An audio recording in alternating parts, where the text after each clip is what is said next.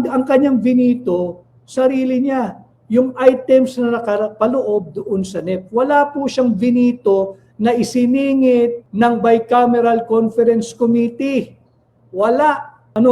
Ang kanyang binito ay yung pong foreign assisted projects, yung mga counterparts po noon, yung FAP. Matagal na po itong sinabi ni Congressman Sid Ungab. Bago po matapos ang taon last year, December 29, pinoint out na po nito ni Congressman Sid Ungab. Paulit-ulit po siya sa Kongreso. Congressman Sid Ungab, kasama ko po ito, nag-file ng kaso sa budget po last year. Paulit-ulit na siyang nakiusap, nagmamakaawa. Huwag ninyong bawasan yung foreign assisted projects o yung FAPs o FAPs. Alam mo ninyong ginawa sa NEP, yung budget ni Bongbong ang nakalagay po para dyan sa foreign assisted projects. Specifically, importante po sa akin ito, malapit po sa puso ko ito dahil malapit po ito at araw-araw po yung pinagdadaanan nito. Yung budget po para sa Metro Manila Subway Project. Doon po sa NEP, yung budget ng Pangulo ni BBM, 45.3 billion. Sa NEP NEP. Yung budget ho na sinumiti niya. Pagdating po sa BICAM at inaprubahan nila ito, naging 20.4 billion na lang.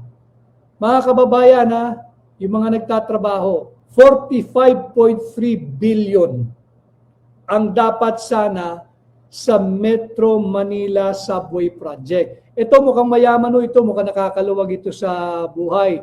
Panggitin natin at Jojo Ray Santos. Pare-pareho lang kayong mga fake news at magnanakaw. Bakit ka nandito, ugok? Diba? At Jojo Ray Santos. Mayaman po ito. Pasukin po nyo yung kanyang handle at Jojo Ray Santos. Mayaman po ito, mata pobre po ito. Bakit? Pinag-uusapan po natin kung paano pinutol yung FAP o FAP. Jojo Ray Santos, Boy Ugok, makinig ka Yung Metro Manila Subway Project, 45.3 billion ang budget na nasa NEP. Pagdating po sa BICAM, naging 20.4 billion na lamang. Kinaltasan po ito ng 24.9 billion as pointed out by Congressman Sid Ungab, December 29, 2025 pa. Metro Manila Subway po ito sa lahat po ng mananakay, sa lahat ng commuters. Ngayon, dagdag nyo pa po dyan yung North-South Commuter Railway System. Sa NEP, budget ulit ito ni BBM, 76 billion. 76 billion. Pagdating po sa BICAM, tinira na naman ng mga ulupong sa Kongreso. Binawasan ito ng 47.3 billion. Binawasan nila ito. Yan po ang nangyayari ngayon. Binawasan nila ng 47.3 billion. Naging 28.8 billion. Bakit natin binati itong saksakan ng yaman at marangya sa buhay na si at Jojo Ray Santos? Pasukin po nyo yung handle nito.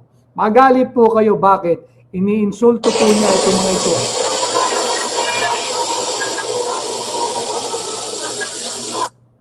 Titino natin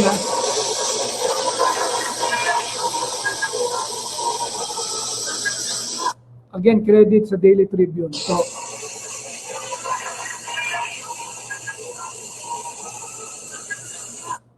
sa lahat po ng mga mayayaman, kagaya ng mga trolls, ng Marcos Jr. administration, mga kababayan ko na araw-araw nagbabanat ng buto, ito po ang inyong pinagdadaanan.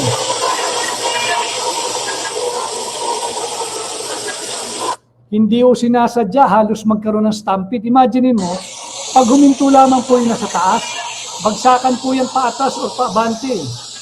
Di ba? Ano ang ginawa ni BBM?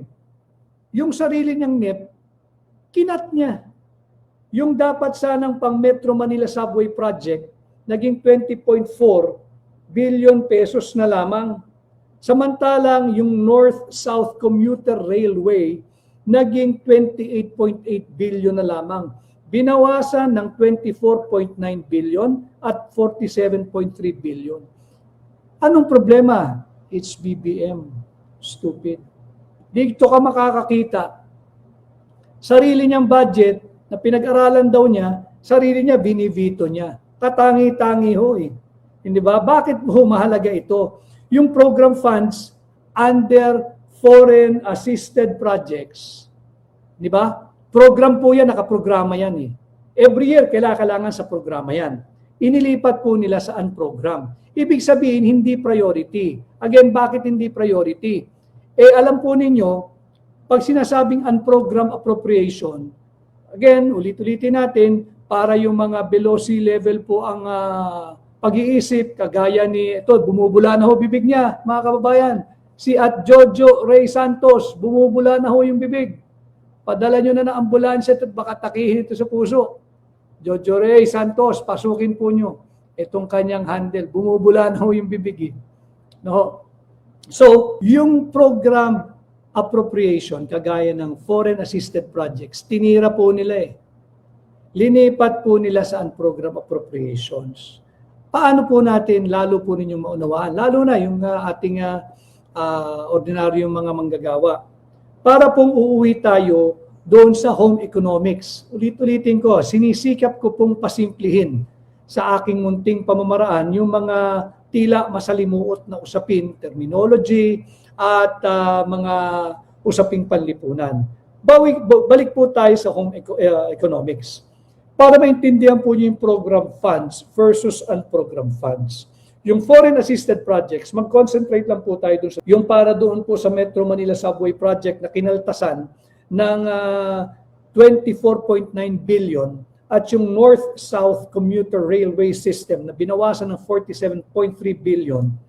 Ito po yung nasa program, inilipat sa program. No? Home economics, personal and family financing ang pag-usapan natin. Yung daily living natin.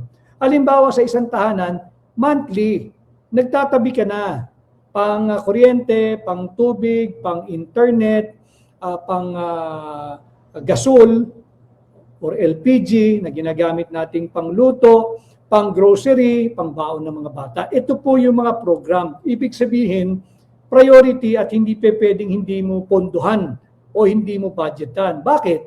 Pag wala po tayong pang grocery, pamalengke, wala tayong kakainin, anong babaoning tinapay o lunch ng ating mga anak? Pag hindi tayo nag-budget o pang kuryente, puputulan tayo ng kuryente. Pag hindi tayo nag-budget o pang tubig, ganun ho yung home economics. Ganun din po ito. Ang ginawa po ng mga ito, itong mga tulisan na ito, tinanggal yung budget pang tubig. Pangbahay na usapin lang po ito, pasimplihin natin. Kung ikay matinong ama or ina ng tahanan, priority mo ito. Tsaka na yung pangsine pag may sobra. Tsaka na yung bagong smartphone kung may sobra. Tsaka na yung pangkain natin paglabas kung may sobra. Priority yung basic, yung necessities. Kuryente, tubig, internet, grocery, pangbaon araw-araw, pamasahe, yung LPG o yung gasol. Ang ginawa ng irresponsableng ama, kinaltas po lahat yun, tinanggal. Maari nag-iwan ng 200 pesos pang kuryente, ang monthly bill po ninyo 500. Di meron ka na agad deficit ng 300. Saan mo kukunin yun? Saan dinala yung 300? Halimbawa po, nakipagbarkada na lang, nakipag-inuman. Nagpunta sa nightclub, nag-table na lang. O kaya itinaya po sa off-track betting. O kaya nagtaya na lang ng sabong. O kaya ikinasino. Ganon din po dito sa ating budget. Kagaya din po nung MAIF IP, yung ang haba po kasi, yung tinatawag na MAIF IP. Ang ibig sabihin po nito,